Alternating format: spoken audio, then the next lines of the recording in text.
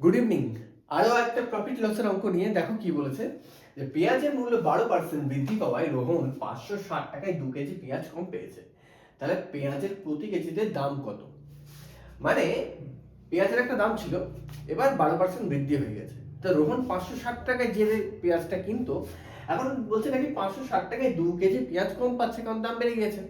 তো পেঁয়াজের আগের দামটা কত ছিল সেটা বের করতে বলেছে। এবার এখানে 12% বৃদ্ধি পেয়েছে, অনেক অঙ্কে কি থাকতে পারে না, 12% হ্রাস বা 20% হ্রাস বা 30% হ্রাস পেয়েছে। দাম যদি আমাদের হ্রাস পায়, তাহলে এখানে 560 টাকায় আরো আমরা বেশি কিনতে পারবো, কিন্তু এখানে যেহেতু বৃদ্ধি পেয়েছে, তাই আমাদের এখন 560 টাকায় আরো 2 কেজি কি বলছে রোহন আরো কম পাচ্ছে, কারণ দাম এখন 12% বৃদ্ধি হয়ে গেছে। শর্ট ট্রিক্স কি, এখানে বৃদ্ধি হ্রাস যাই বলুক সেটা লিখবো, যত পার্সেন্ট বলেছে 12% বলেছে।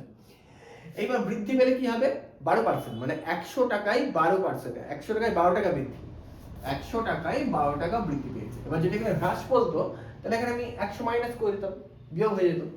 এবার কি হচ্ছে, গুণ চিহ্ন দিয়ে 560 টাকা মানে 560 টাকায় এখন 2 কেজি কম পেঁয়াজ পেয়েছে, 560 উপরে আর 2 কেজি পেঁয়াজ যে কম পেয়েছে সেটা আমি নিচে করে দিলাম। এখানে হ্রাস পেলে কি হতো, এটা বৃদ্ধি পেয়ে যেত, কিন্তু ট্রিক্স একই, যা হবে এই 560 বাই এখানে যেটা হবে বৃদ্ধি পাওয়া বা তোমার কম পেয়েছে যেটা, সেটা নিচে হবে।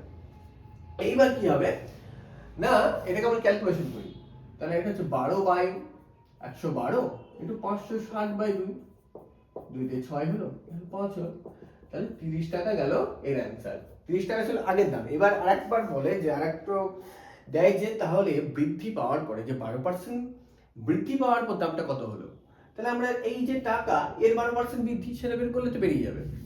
তাহলে দেখো 30 টাকা ছিল, এখন প্লাস হয়ে কি হলো, 30 টাকার 12% বৃদ্ধি পেয়েছে, মানে 12 বাই 100।